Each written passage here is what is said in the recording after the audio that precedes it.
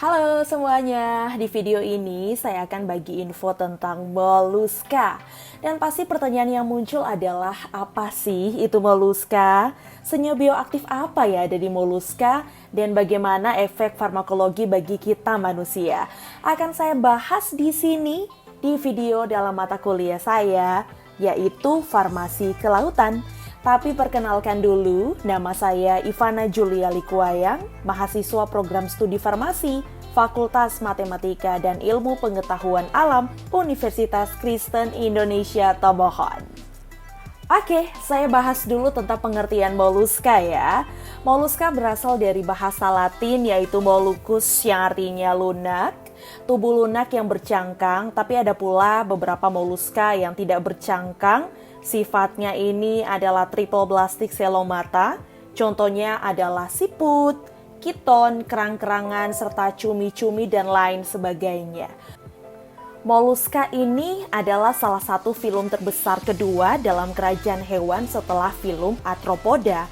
Dengan pembagian klasifikasi dari moluska, ini ada kelas Bivalvia, ada kelas Polyplasofora, ada juga kelas Sarcopoda, Cephalopoda, dan yang terakhir, kelas Gastropoda.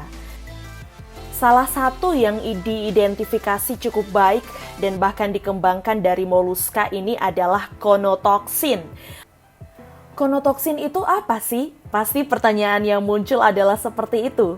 Jadi pengertian konotoksin adalah racun dari sejenis keong laut atau keong konus yang masuk dalam kelas Gastropoda.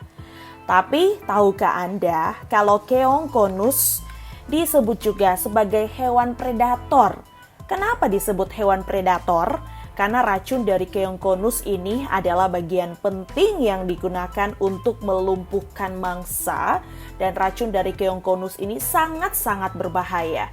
Buat Anda yang penasaran kenapa sih disebut sebagai hewan predator, bisa Anda lihat dalam tayangan video berikut ini.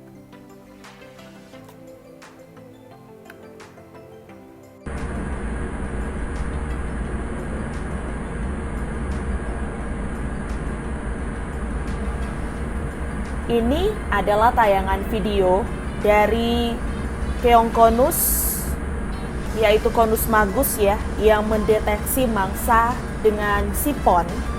Kemudian dia menyerang mangsa dengan racun melalui harpun yang terdapat di dalam proboscis. Bisa dilihat ini mangsa langsung ditelan secara utuh melalui mulut yang dapat melebar juga. Racun dari keong konus ini juga bisa berakibat fatal, apalagi untuk kita sebagai manusia. Telah banyak laporan mengenai serangan keong konus terhadap manusia, dan efek toksin dari bisa keong konus ini sama halnya seperti kena efek patukan ular kobra dan efek makan ikan buntal sekaligus. Gejala umum jika terkena racun dari keong konus adalah rasa terbakar, pusing-pusing, tapi ada juga yang sampai lumpuh. Bahkan ada juga nih yang tidak dapat menggerakkan anggota badan, dan yang paling fatal adalah kematian. Racun konus ini juga disebut konopeptida. Kenapa? Karena racun tersebut adalah senyawa peptida. Itu adalah alasan kenapa racun konus ini juga disebut sebagai konopeptida. Konotoksin ini pada dasarnya adalah senyawa peptida sederhana yang tersusun pada 10-30 jenis asam amino dan biasanya punya satu atau lebih ikatan disulfida. Hal ini yang menjadi salah satu kemudahan dan bisa dikatakan juga keuntungan ya bagi para pengembangan konotoksin di bidang farmasi. Dan konotoksin ini sifatnya itu adalah paralisis dan menyebabkan kematian sel otot atau yang disebut juga dengan analgetik. Untuk macam-macam konotoksin, ini ada beberapa bagian. Yang pertama saya bahas dulu alfa-konotoksin. Alfa-konotoksin punya 2 sistein dan 13-15 residu asam amino. Dan alfa-konotoksin punya afinitas yang tinggi terhadap sisi alfa dan gamma dari reseptor asetilkolin dan bersifat selektif. Untuk mekanisme kerja dari alfa-konotoksin, Ini alfa-konotoksin berkompetisi dengan antagonis reseptor asetilkolin, yaitu delta tubokurarin dan alfa-bungarotoksin. Alfa-konotoksin berikatan dengan reseptor asetilkolin nikotinik dan menginduksi terjadinya paralisis dan kematian sel otot lebih cepat dibandingkan dengan alfa-bungarotoksin. Kemudian, macam-macam konotoksin yang kedua ini ada delta-konotoksin. Terdapat variasi pada sesama delta-konotoksin yang diambil dari spesies yang berbeda. Ada yang mempunyai afinitas tinggi pada kanal Na+ yang tidak teraktivasi voltase. Contohnya ini adalah delta-konotoksin EVIA dari Conus striatus. Dan ada pula kanal Na+ yang sensitif terhadap voltase. Contohnya adalah delta-konotoksin PVIA dari Conus purpurascens. Yang ketiga ini adalah kavakonotoksin. Kandungan racun dari kavakonotoksin yang terdapat pada Conus purpurascens ini bisa menyebabkan kaku mangsah setelah disengat. Dengan mekanisme kerja kavakonotoksin tidak terlepas dari mekanisme kerja delta-konotoksin yang menyebabkan meningkatnya Na+ dan menurunnya K+.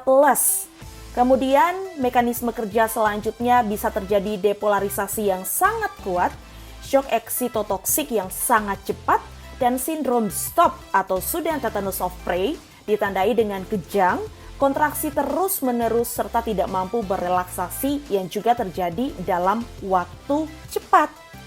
Dan selanjutnya ada muconotoksin. Muconotoksin ini terbagi dari 3 tipe, ada tipe G3A, G3B, dan G3C. Mekanisme kerja muconotoksin dimulai dari berikatannya ketiga tipe muconotoksin dengan bagian pengikat pada kanal Na+. Selanjutnya terjadi penghambatan influx natrium ke dalam sel dan akhirnya terjadi proses paralisis organisme mangsah yang terkena racun. Yang kelima ini ada muoconotoksin dengan mekanisme kerja memblok kanal Na+ dan influx Na+ ke sel yang terhambat dan kemudian bertanggung jawab terhadap paralisis sel. Oke, dan yang terakhir adalah omega-konotoksin. Macam-macam konotoksin yang terakhir ini adalah omega-konotoksin ya. Dengan mekanisme kerja mengeblok kanal Ca2+ tipe N sehingga tidak terjadi pelepasan neurotransmitter. Dengan dihambatnya pelepasan neurotransmitter sebagai penghantar impuls nyeri, maka konotoksin ini bisa menimbulkan efek analgesik atau penghilang rasa sakit. Keunggulan dari omega-konotoksin dari morfin senyawanya mirip dengan neuropeptida, sehingga kita akan terhindar dari risiko ketergantungan atau ketagihan akan obat tersebut. Macam-macam konotoksin sudah saya bahas, sekarang kita masuk di senyawa bioaktif dari moluska. Senyawa bioaktif dari sumber daya hayati laut yang pertama kali masuk ke pasaran adalah Siconotida dengan nama dagang yaitu Prialt. Siconotida ditemukan di awal 1980-an oleh ilmuwan riset Universitas Utah Michael Miltos ketika dia hampir lulus SMA dan bekerja dengan Profesor Baldomero Oliveira. Efek farmakologi moluska bagi manusia apa sih? Yap, ini bisa digunakan sebagai penghilang rasa sakit non-narkotik pada pasien nyeri kronis dan pasien kanker juga. Menariknya lagi, yang mencuri perhatian adalah obat Siconotida ini, yaitu omega-konotoksin, punya kemampuan analgetik 1000 kali lipat lebih ampuh dibanding morfin. Wah, kita pasti sudah tahu ya kalau morfin ini adalah obat untuk nyeri yang kuat, nyeri yang hebat. Tapi ternyata ada yang lebih ampuh, bahkan 1000 kali lipat lebih ampuh dari morfin, yaitu Siconotida yang berasal dari sumber daya hayati laut, yaitu moluska. Obat yang sudah dikembangkan dari konotoksin yaitu Siconotida dengan nama dagang Prialt dikembangkan menjadi obat yang diproduksi secara artifisial oleh Elan Corporation, disetujui untuk dijual oleh US Food and Drug Administration di bulan Desember tahun 2004, dan oleh Komisi Eropa pada 22 Februari tahun 2005. Assur Pharma memperoleh hak di seluruh dunia kecuali Eropa untuk prial pada 2010. Sikonotida ini digunakan secara intratekal atau penyuntikannya ini langsung ke tulang belakang pada penanganan nyeri yang kronis juga. Dan untuk obat sikonotida ini sudah menjalani uji klinis fase 3 atau dalam artian sudah ada di fase akhir.